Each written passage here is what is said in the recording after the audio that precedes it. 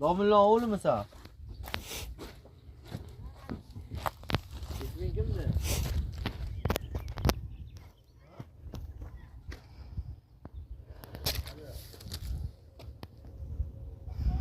Qarshiga ish keltirib tushirdik, zakaz qilishganda proyektda ish tushirishlari bor. Yo'lchilar tarafgami?